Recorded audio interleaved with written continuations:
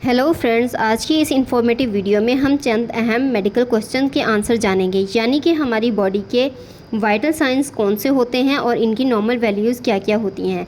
जैसा कि हमारी बॉडी का पल्स रेट या हार्ट बीट कितनी होनी चाहिए, हमारे बॉडी का टेम्परेचर कितना होना चाहिए, रेस्पिरेशन रेट कितना होना चाहिए, ऑक्सीजन लेवल कितना होना चाहिए, बीपी यानी कि ब्लड प्रेशर कितना होना चाहिए, ब्लड शुगर कितनी होनी चाहिए, बॉडी मास इंडेक्स कितना होना चाहिए, ब्लड की मिकदार हमारी बॉडी में कितनी होनी चाहिए, एचबी लेवल कितना होना चाहिए और हमारे जो ब्लड की पीएच होती है वो कितनी होनी चाहिए। जब भी कोई शख्स आईसीयू में एडमिट होता है तो आईसीयू में मौजूद मशीन पर मौजूद जो वाइटल साइंस होते हैं वो दिखाए जाते हैं, तो उनकी नॉर्मल वैल्यू जो होती है वो कितनी होनी चाहिए, ये सब हम आज की इस वीडियो में देखेंगे। तो हम सबसे पहले बात करते हैं पल्स रेट यानी कि हार्ट बीट की। ये पल्स रेट और हार्ट बीट एक ही चीज़ का नाम है।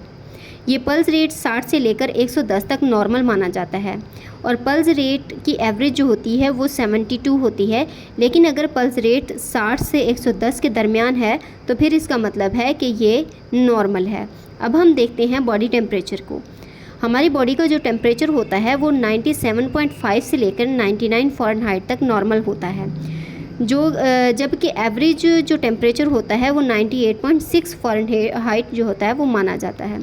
लेकिन अगर आपका बॉडी टेम्परेचर 97.5 से 99 तक है तो ये नॉर्मल होगा। अब हम बात करते हैं रेस्पिरेशन रेट की। ये 12 से 20 ब्रीथ पर मिनट होता है, यानी कि हम 12 से 20 मरतबा एक मिनट में सांस लेते हैं और एवरेज रेस्पिरेशन रेट जो होता है वो 18 माना जाता है, जबकि 12 से 20 तक नॉर्मल कंसीडर किया जाता है। लेकिन ये रफ्तार अगर बढ़ जाए यानी कि 20 से बढ़कर 25 हो जाए तो इसका मतलब है कि सांस लेने में दुश्वारी हो रही है, तो इससे मरीज़ को ऑक्सीजन की ज़रूरत पड़ सकती है। अब हम बात करते हैं ब्लड प्रेशर यानी कि बीपी की। तो एवरेज जो ब्लड प्रेशर होता है वो होता है 120/80, लेकिन अगर ऊपर वाला 100 से लेकर 125 तक नॉर्मल हो सकता है और नीचे वाला 70 से 80 तक नॉर्मल माना जाता है। लेकिन जब आप बीपी चेक करते हैं तो ये डिपेंड करता है कि आप किस कंडीशन में चेक कर रहे हैं। अगर आप एक्सरसाइज करने के बाद चेक कर रहे हैं या फिर कोई वज़न उठाने के बाद या फिर सीढ़ियाँ चढ़ के ऊपर जाने के बाद चेक कर रहे हैं तो इस कंडीशन में आपका जो बीपी है वो थोड़ा सा ज़्यादा आएगा। और इसी तरह जब आप सोकर उठे हैं तब अगर आप बीपी चेक करेंगे तो इस कंडीशन में हो सकता है कि आपका बीपी जो है वो थोड़ा सा कम आए। अगर हम ब्लड शुगर की बात करें तो जो हम फास्टिंग में चेक करते हैं शुगर, यानी कि खाना खाए बगैर चेक करते हैं, तो शुगर वो वाली 70 से 110 तक नॉर्मल मानी जाएगी। और अगर आप रैंडम में यानी कि खाना खाने के बाद चेक करते हैं तो वो 70 से 150 तक नॉर्मल मानी जाती है। अगर आपकी शुगर रैंडम जो है वो 150 से ज़्यादा आ रही है तो इसका मतलब है कि आप शुगर पेशेंट हैं। लेकिन अगर फास्टिंग की शुगर आपकी 110 से ज़्यादा आ जाए यानी कि 125 तक आ जाए तो इसका मतलब है कि आप प्री डायबिटिक हैं। अब हम बात करते हैं ऑक्सीजन लेवल की। इस ऑक्सीजन लेवल को हम SpO2 भी बोलते हैं, यानी कि पल्स ऑक्सीमीटर, जिसके ज़रिए हम ऑक्सीजन सैचुरेशन लेवल चेक करते हैं। इसकी नॉर्मल वैल्यू 95 से 100% होती है। लेकिन अगर ये SpO2 लेवल जो है वो कम है यानी कि 90 से लेकर 94 के दरमियान है तो इस कंडीशन में आपको अलर्ट रहने की ज़रूरत है, यानी कि आपके इस मरीज़ को ऑक्सीजन की ज़रूरत पड़ सकती है। और इसके अलावा जो हम ब्लड ऑक्सीजन लेवल चेक करते हैं उसकी जो नॉर्मल वैल्यूज़ होती है वो होती है 70 से 100% तक, जिसको ABG बोला जाता है। अब हम देख लेते हैं बॉडी मास इंडेक्स को।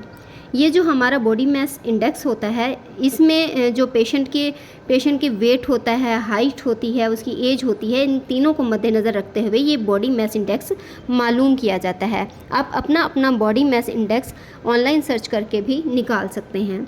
अगर आपका बॉडी मास इंडेक्स 18.5 से कम है तो इसका मतलब है कि आप अंडरवेट हैं। और इसी तरह अगर ये इंडेक्स आपका 18.5 से 24.9 तक है तो इसका मतलब है कि आपका जो वेट है वो नॉर्मल है। और अगर आपका यही इंडेक्स जो है वो 25 से ज़्यादा यानी कि 25 से 30 तक है तो आप ओवरवेट माना जाएगा। और अगर आपका इंडेक्स यही 30 से ऊपर है तो इसका मतलब है कि आपको मोटापा है। तो ये होता है बॉडी मास इंडेक्स। तो आप सब सर्च करके अपना बॉडी मास इंडेक्स चेक कर सकते हैं। अब हम बात करते हैं हीमोग्लोबिन यानी कि HB की। तो मेल में जो नॉर्मल वैल्यू होती है वो होती है 14 से 18 ग्राम पर डेसीलीटर और इसी तरह फ़ीमेल में 12.5 से 14.5 ग्राम पर डेसीलीटर नॉर्मल मानी जाती है। और जो ब्लड होता है हमारी बॉडी में, तो वो मेल में 5 से 6 लीटर तक नॉर्मल माना जाता है, यानी कि बॉडी वेट का 7 से 8% ब्लड वेट होना चाहिए। यानी कि हमारी बॉडी का जितना वेट होगा उसका 7 से 8% तक ब्लड होना लाजमी है, जबकि फ़ीमेल में ये थोड़ा सा कम होता है, यानी कि ये 4.5 से 5.5 लीटर तक नॉर्मल होता है। हमारी बॉडी में मौजूद ब्लड की पीएच जो होती है वो 7.35 से लेकर 7.45 तक नॉर्मल होती है। ये थी हमारी आज की वीडियो, जिसमें हेल्थ से रिलेटेड कुछ सवालात के जवाब थे। अगर आपको हमारी वीडियो पसंद आई है तो इस वीडियो को लाइक करें और दूसरों के साथ भी शेयर करें। और अगर आप हमारे चैनल पर न्यू हैं तो इस चैनल को ज़रूर सब्सक्राइब करें। Thanks for watching.